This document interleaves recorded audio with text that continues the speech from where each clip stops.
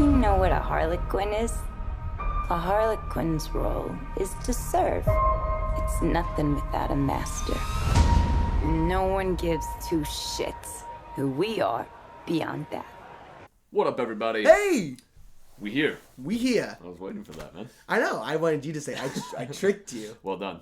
We're here to talk about Birds of Prey. The Birds of Prey. Is it the fabulous? The fantabulous emancipation of one Harley Quinn. One Harley Quinn. Yeah. I know. I don't know why this movie wasn't just called Harley Quinn. Okay, so for some of our fans that may have seen, I actually did my own individual review because we weren't sure if we were gonna do Birds of Prey. So be sure to check that out before you dive into this. But I did say the same thing. This is basically if we're gonna jump right in this is a Harley Quinn movie. Oh, absolutely. That's what this is. I don't know. I really don't know why they tried to push it to make it seem like it was this team up movie because it's really not. Yeah, it seems odd. It's not. It's not a team up movie. It's really, really not. Yeah. Why is it called Birds of Prey? Well, I think it's. And as much as I hope this isn't the case, I think they were trying to cash in on this female empowerment movement that's going on right now, which is. I'm great. I'm happy about the movement. I think that's good. But I think that it's them trying to play into that a little bit more and being like, this is a female team-up movie. All strong females. Yeah. And it's like, there are strong females in this movie. They don't team up until, spoiler alert, the very end of the movie. Yeah, they don't. The very end of the movie. They are literally never called the Birds of Prey until after the fact. And she's not even in them anymore. Yeah. She's not even in the group. And no, yeah. So I think they were just trying to really lean into this. This is a female-centric, strong woman movie. Yeah. And it is. But it's about one particular strong woman. Exactly. They could have just focused on Harley Quinn and they would have had the same type of story. I don't understand why they decided to do this. I think the other problem with introducing all these characters is there's just not enough time to make them interesting or intriguing. I thought Huntress was the most interesting. That's what I thought Huntress and Black Canary were the most interesting. I didn't, because Black Canary was just stiff. She was a little boring. I'm interested to see where she goes because she's the only meta-human out of the bunch. Really quick, I don't blame any. I thought all the actors were. They were really good. Everybody was really committed. I just think that Black Canary's writing just made her all I'm just tough and kind of a stick in the mud. The cop was, her whole thing was she speaks in 80s cliches, but that's all they did, and they went back to that comedic over and over again. By meta calling it out. Yeah, I was like, this is just, now it's like you're pointing out the fact that it's cliche as a joke, but then it's just a cliche. Then you're just using the cliche. Right. It doesn't absolve the cliche. Yeah, and I don't know, man. I really thought I was going to have more fun in this film, but for the most part I was bored. For a lot of it I was very much like, what is plot? What is plot? Okay, so I know it now. I'm just saying. No. I mean, no. You hit what one of my issues with the movie is. So I was a little bit more entertained than you. I thought there was lots of fun action. The action scenes were directed really well. They were really well directed. Yeah. There was lots of energy and color, and I thought Harley Quinn was really charismatic and fun. So I did enjoy myself, but I think the reason why it felt maybe a little bit boring, or it didn't feel like there were stakes. I just felt like it took a good 30 minutes for any kind of plot to be introduced. It did. And there was even that little animation in the beginning, that sequence didn't do much for me.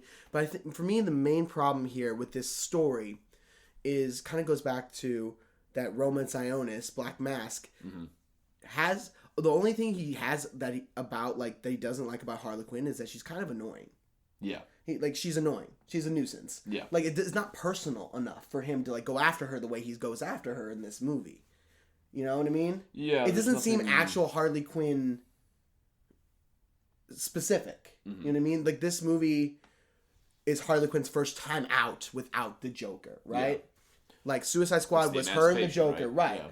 This is her first movie without the Joker in it at all. Well, they reference him a bunch. Yeah, I don't know about that because that's something, his presence was felt. I feel like they don't have faith in Harley Quinn. They had to keep making it about the Joker, and it felt odd. Well, that was my problem, is that Black Mask was less of a personal problem with Harley Quinn and more of a stab at Joker to kill Harley Quinn. Well, it was basically saying hey, don't worry, guys, we're done with Leto. Like, yeah, we hated him, so don't worry, we heard you. So that's one of the things that really took away from this movie for me is this like coming out party for Harley Quinn as her own thing. Mm-hmm.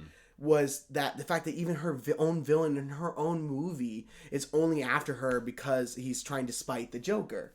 Yeah, kind of. And that takes away from her personal triumph for me. I mean, I guess maybe I missed it, but I don't feel like it was because he was spiting the Joker. It was basically because he's like, hey, she's not safe anymore from him, and I have had an issue with her for a long time, so now I'm going to kill her. Yeah, which I just thought was, again, kind of like, okay, well, then he's like every other crony that we're seeing trying to kill her. Right. It's not super interesting. No. I also thought this movie just didn't have a lot of faith in us, the audience. Mm-hmm. There were a lot of moments, like early on in the film, she jumps on Roman's driver's leg. That was so cool. There were too many leg breaks in this. That's her move. It was awesome, but that's I was her like, move. Oh, that moment where she like jumps and just like lands like one point on like the knees and just like hops off. Oh, that was a cool moment. I don't like that crack noise. I love it. Then 10 minutes later, as everyone has now found out that she's not with the Joker, and so she doesn't have that protection of being with the Joker anymore. We see him in a wheelchair about to shoot her, and they flash back to her jumping on his legs. I'm like, yeah, no, I remember that movie. I was here also. Right.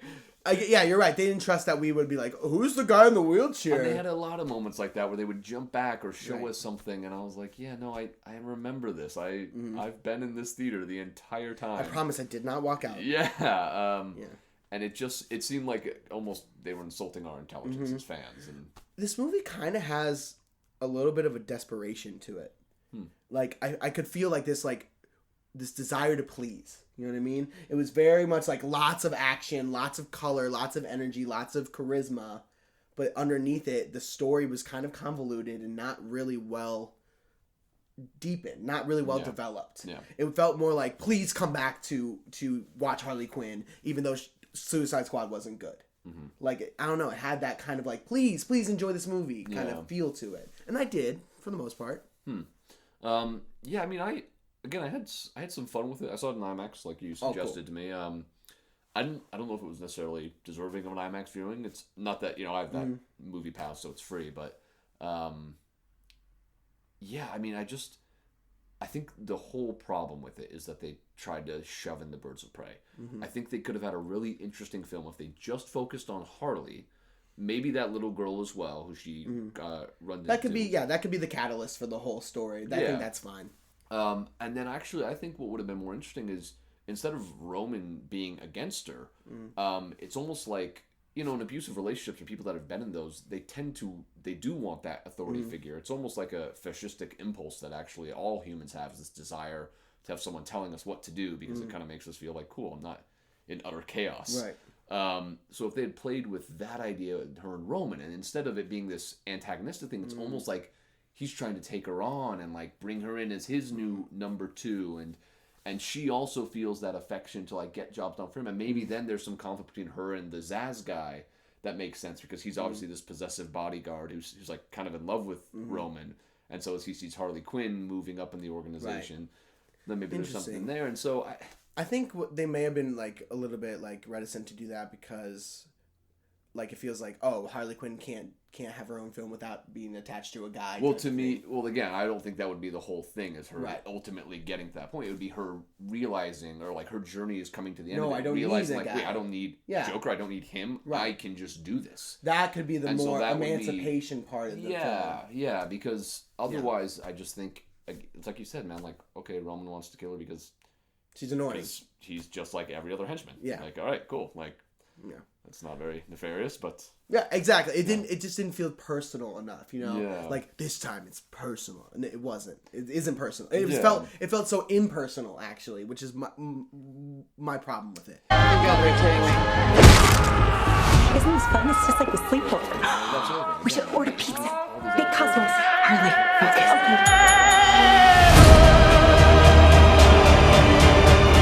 I'm the one they should be scared of. Not you. He is so not good. Mr. J. Because I'm Harley freaking Quinn. Better than I expected. Like there were. Who's having a good time? Get ready, ladies. nuance, like in her, like you can see that she's a very damaged human being. She has an amazing lock on this ability to do a close-up shot of her face as she's tearing up.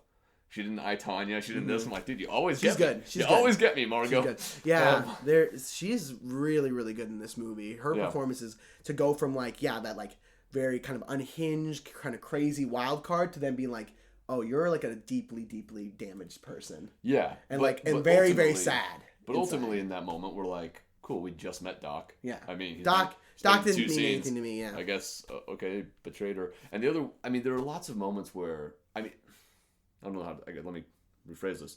The movie really needs you to disbelieve a lot of things. Like, just come along with us for the ride. Just ignore that. Because right before the Doc scene, there are police, presumably, knocking at her door. I thought they were like thugs pretending to be police. But for all we know, they're police. And then we see someone shoot like rockets into her apartment and blow it up. Immediately after, she runs downstairs, and that's where she sees Doc leaving, and all of those people are gone. Where did they go? Why would they leave?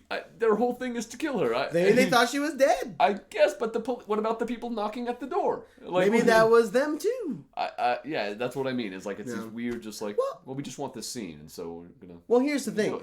As far as disbelief goes, this whole movie has to have a little air of disbelief because where was Harley Quinn at the end of Suicide Squad? Getting broken out of this Louisiana prison by the Joker. Okay. So she's a wanted criminal that's just walking around Gotham City, just like walking around. The police are like, we can't get her because she's with the Joker. It's like, you got her before. Well, was that a different state? Well, Gotham's supposed to be like New York, right? Yeah, well, but still though, like she's still an escaped prisoner. That's federal. I guess I feel a little bit about it because... And she was arrested in Gotham originally. I got Batman. Well, okay, well then, yeah. At the end of it? Yeah, well, in Suicide Squad, Batman catches her and the Joker, but Joker gets away and he catches her. Yeah, not at the end. What I'm saying is... Well, they break up, but I'm saying, though, it's that her crimes were in Gotham, and that's where she lives, and you break out of prison, you're a federal... No. Yeah, I mean, you definitely have to buy into that. So she's walking around everywhere and we can't get her. Yeah. It's like, we got her before. The other thing, man, is I wanted this movie to be crazier. Yeah, it was... Why wasn't... There was like one segment where we... First off, the drawing in the beginning, I actually would have liked if they brought that back at different moments. Like, that's how she thinks or something. Yeah. Or just jump into more of those. When she gets slapped, she has that weird singing thing. I'm like, yes, I want to see more of this. I want to see more of her weird inner thoughts. But instead, I'm just getting like her making funny voices and being socially awkward. I'm like, this is kind of like Curb Your Enthusiasm. And talking to herself a little bit. And she's great. I mean, again, she's great at it. But I just think they could have gone further. And my other thing, just another argument for why they shouldn't have expanded this cast by so much, is I thought the two most entertaining people were her and Roman. Yeah, they're great. So just have them interacting for most of the film. Like, why do I... Ewan McGregor does give a really fun kind of like crazy psycho. Scenery, but it's fun. Yeah, in this movie it works because it's a Harley Quinn movie. Yeah. She's a little bit off herself, so to have a person against her that's even more like kind of off. Yeah, was interesting. Like, she's crazy, but he's psychotic. And so even that, if we were to go back to that plot of instead it's her with him, maybe it starts out as them just connecting as like, hey, we're kind of like the same kind of crazy. Like, this is kind of working. And it almost seems to her like, wow, I have an actual partnership where I'm getting 50-50 with this guy. Right. And slowly he starts to take control and be like, no, this is not a 50-50 thing. I am the one in charge. And then it makes you realize, yeah, you know what? Screw this. I don't need anyone in charge. I don't even need a partner. I can take over this. This is my emancipation. And they just did not do that. No. Yeah. I enjoyed...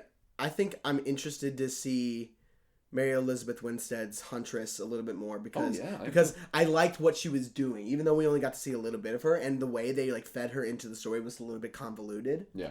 I liked her sarcastic dryness that she was bringing in comparison to the rest of them who are very like big. She's like very much like kind of a little more stoic and like very sarcastic. Yeah. And I actually like that kind of like dynamic with them. She had the whole social awkward thing. That's another route they could have taken is instead of Black Canary, and I don't remember the cop's name. I don't remember her name, but I know the actress is Rosie Perez. Yeah. But that just goes straight. I mean, we don't even remember the cop's name. Detective Montoya? Maybe. I didn't even understand the joke of her wearing that shirt that said The balls thing? Yeah, I just did not get that joke at all. I was like, what? Because she doesn't have balls. Is that the whole She's a woman. bit? Yeah. And he was like, we have a dress code. I'm like, yeah, wouldn't she know that there's a dress code having worked there for years? And why would she dress like this? She got trash all over her, right? And so okay, she took that from the lost and found. So Okay, that was okay. just a shirt that she found. Gotcha. And so it's like that guy was being a jerk. Okay. Like, you know, we have a lot. Did you not see that I walked in covered in garbage? Yeah. Like, you even said I stink. Yeah.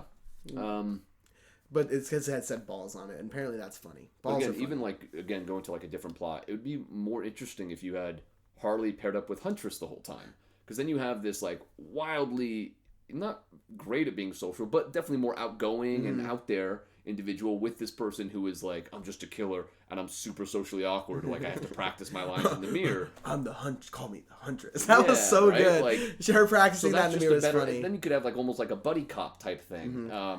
But So yeah, you're saying they were trying to do too much with this movie. Yeah, well, I just think That's kind of the seemed par for like the they course were- with DC, though. It seemed like they didn't learn jack shit from Suicide Squad, and they were just like, "Yep, let's just pile in more characters and not really deal with their backstories." And you're just supposed to care about them because you recognize the name a little bit. Like, Yeah, I agree. I think they were trying to do too much. Like I said, this is par for the course for DC. They tend to they're trying to put so much because they feel like they're behind. well, Right? it seemed like the past couple films they have been making strides and like, okay, let's just settle down and make a solid film out of this one film. And like maybe we'll throw like a couple hints at other stuff, but we're just gonna focus on Shazam. We're just gonna focus on Wonder Woman. We're just gonna focus on Aquaman. And those were like, yeah, those are better films. Those are you're doing I do. okay. I had fun with Aquaman. I really like Shazam. Yeah, and Wonder Woman was fantastic. Yeah, Wonder Woman's great, and I can't wait to see Wonder Woman 1984. That looks fantastic too. So it's weird that they're making these same kind of. Maybe it's because they're smaller characters. Like Harley Quinn's a smaller character, but she is a well-known character. she is now. Yeah. I think she was before. She's a very Well, she was a character that wasn't in the comics until the animated series. She had But ever premiered in since the her animated introduction, series. she's become like a pretty big part Fan of the favorite. Batman Fan lexicon. favorite. Yeah. Yeah, she's a fan favorite for sure. And that's let's get into a little bit now why it did so poorly at the box office. I think part of it is because as much as I enjoyed the R-rated part of it, and I think it was great. I think a big part of the demographic they're missing out on is like teenage girls that are probably going to be attracted to a Harley Quinn movie. Yeah, I don't know. I have so much trouble like understanding why something didn't make money and why something does. Let's see, what was the last DC movie that came out? Joker? Yes, yeah. Joker was the one before. Joker was kind of divisive. There's another one, by the way. Another quality, and they didn't try to jump into too many things. A lot of people may argue that Joker movie isn't like it's DC character, but it's not the DC universe that they're trying to make. But I think it's like Joker was very divisive. Like I'd say a pretty quality movie. I understand why people don't like it and things like that because I'm one of those people that falls on the kind of like a little bit more not all about it kind of side. Yeah, you said like Joaquin sucked. I did not say that. Hate him as an actor. I did not say that. I did say that as a film, I would prefer to go watch a King well, of Comedy. we both Taxi rated Driver. it as our 9th out of the Oscar film. So yeah. But it's a well-made film. It really is. But it is a DC property that was pretty divisive. So maybe that drove some people away, being like, "What are they doing with these new DC movies? I'm not about it." Maybe. Even though Joker was pretty successful. I don't know. I heard something. If you want me to pitch it your way and tell me what you think, I was watching some video that was kind of about this subject. And they were talking about how with Suicide Squad, it got such terrible critic ratings, and so DC and Warner Brothers decided to market it as this kind of like, F you to critics. That's why you should go, because like they just don't understand that this Suicide Squad is for the fans and they don't get it. And so you have to go and like support this movie because screw critics. And then it seemed like they backtracked with this one and said, hey, we're so sorry about Suicide Squad. Like, here's something to make up for it. And so it's to all those fans that were kind of like, yeah, screw the critics. We'll go see Suicide Squad. It's kind of like, oh, so you were just lying to us and trying to get us out for this film. Interesting. And yeah, what do you think about that kind of analysis? Yeah, I mean, that can make sense. That like, I think in general people are a little bit more skeptical of DC films now because they've been way more hit or miss than Marvel per se. So like people will go see just about any Marvel movie because they trust the brand. Yeah. Marvel's built up the goodwill that you'll go see Ant-Man, even though you have no idea who that is, and it sounds a little silly. You'll go see it because they've built up that trust. You'll go see, what's the new one they have coming out?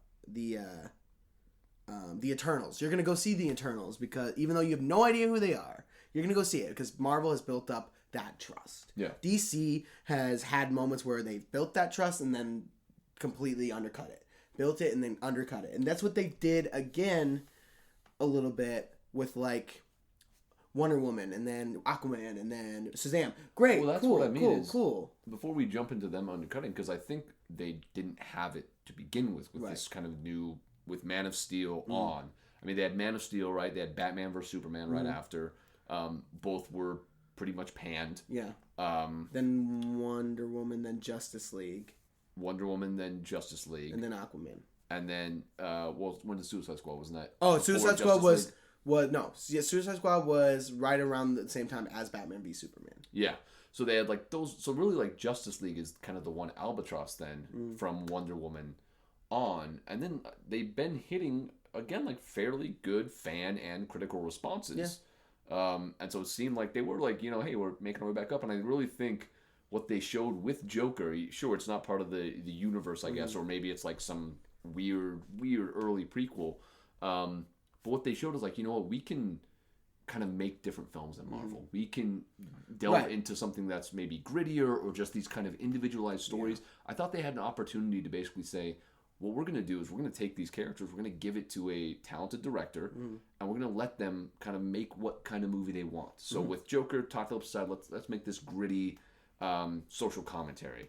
With Harley Quinn, they could have done the same thing. They're like, let's make this wacky, like wild thing and just make it these kind of one-shots, right? There's these one-off stories that are just so unique and different from one another that that's what your marketing is. It's like, hey, we're not Marvel. We're not going to give you the same cookie-cutter movie every time, because that is one of the big arguments against Marvel is that after a while, a lot of their films, like, they're all kind of the same. They're all they follow a very nice formula. Typical formula. And they're great. I love Marvel, but they perfected a formula. They really have. It's every Marvel movie comes out and it's like, this is fun and good, and I enjoyed my time. It was worth my money. And that's what I mean about DC. I think they have and they still do. Obviously, they could still go in this direction, but they have that opportunity to be like, we're just going to make each film so radically different. Like, I wonder what Pattinson's Batman's going to be like. I'm excited for that. The universe, or I'm excited for Pattinson's Batman, but like things like they're still trying to make Ezra Miller's Flash still, and I don't think that's ever going to. They dropped Cyborg altogether. Like, you haven't seen Ray Fisher since that. I mean, that character sucked in the movie. Yeah, well, that whole movie was bad. Yeah. But yeah, they dropped Ben Affleck. They're trying to keep Henry Cavill in the mix, but they're not sure if they want to. So it's like up and down. It's kind of exhausting to keep up with what DC is trying to do, because they're like, in one movie it's like, no, this movie's gonna be its own thing, and then this movie's like, but this movie's still kind of in the universe we already made, and then they're like, but this movie's not gonna be. And it's just like, what are you guys doing? Like, it's fine if you want to do a bunch of different stuff, but just like, let us know that that's what you're gonna do, a bunch of different stuff. Well, it also seems like they are just so desperate to catch Marvel and to be better than Marvel. I mean, I know when Suicide Squad was coming out, their director said in some kind of press conference, like, basically just fuck Marvel. Not a press conference, it was like a big like con or something. So like taking shots like that, and then like with Justice League, like just rushing the Avengers. I mean, the Avengers, we had individual movies with most of those characters. For almost with our big hitters, especially. Well, everybody except for like Black Widow and Hulk and Hulk, but we had Thor, and everyone knows of Hulk. The big three, the big three, as they call them. So it just feels like DC, like, you gotta do your own thing, man. When you do your own thing, when you did Joker, when you did like Wonder Woman, when you kind of like just say F the universe and let's just make a good movie, you do it. Do that. Yeah, Wonder Woman was good because it took place so far before. Yeah, that they weren't trying to tie in. Right, and just at the very end or at the very beginning, they kind of these like little tiny like 1 minute bookends. It's like, here's her, working at the museum that she works at, and she's looking at this picture, and it brings her back to this story. Like, that's great. And then at the end, it's like, okay, this is just her kind of reminiscing about how this all happened. Yeah. And it was like very small, but it like didn't have to like fully tie in. Yeah. It was just what it is, and I liked that about it. Same with Aquaman. It was like Aquaman had this event with the Justice League, but then he's got his own thing to deal with and then it doesn't really tie in at all. Yeah. and I liked it. It was way better than having to like be like beholden to this overarching story. Mm-hmm. Like if you can't do it, don't do it. Yeah, you don't have to do it.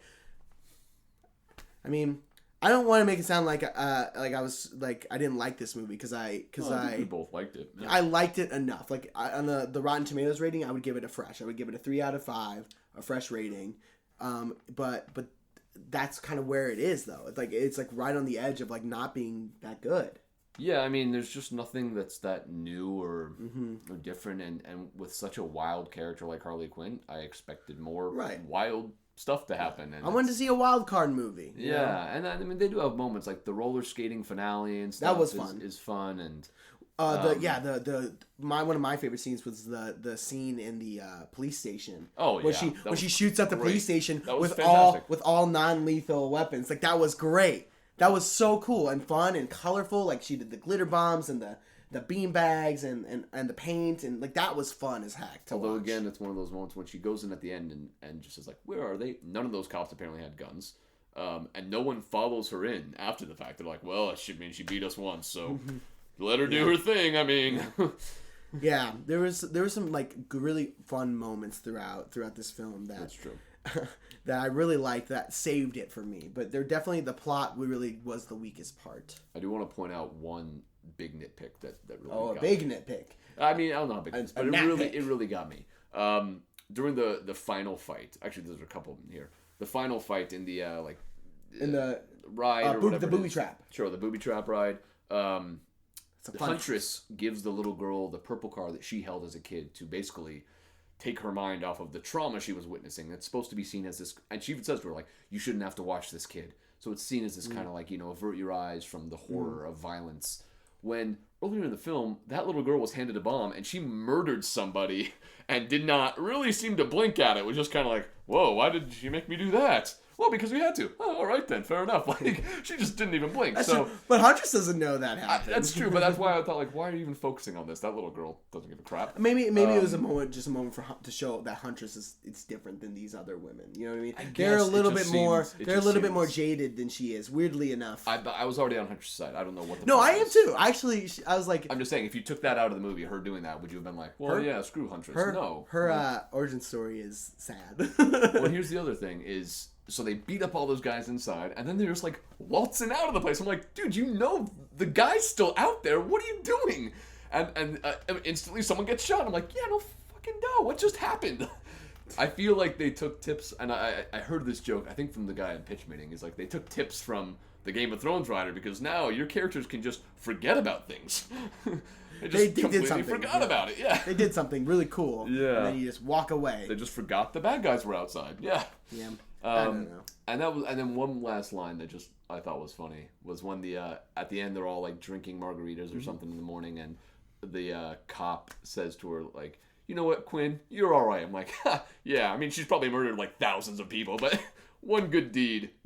That's what's yeah, I agree. I think that's the core of Harley Quinn is like she's a murderer and she's committed a lot of really heinous crimes, but yet there's some about her that you're like a weirdly like good bad person. I just would have wanted. She's weird. I would have wanted in that cop to arrest her right there. Kind of like The Rock in Fast 5 when he's like, hey, you know what? Like, thanks for your help, but I'll give you one day and then I'm gonna come get you. Yeah, that's what I wanted. Because I'm like, you really are just gonna look past the years of murder after one night of like, yeah, she did some nice things. Like, I mean, okay, cop. Lots of murder. Not even years of murder, murder yesterday. Oh my gosh, yeah. So much murder yesterday. Yeah.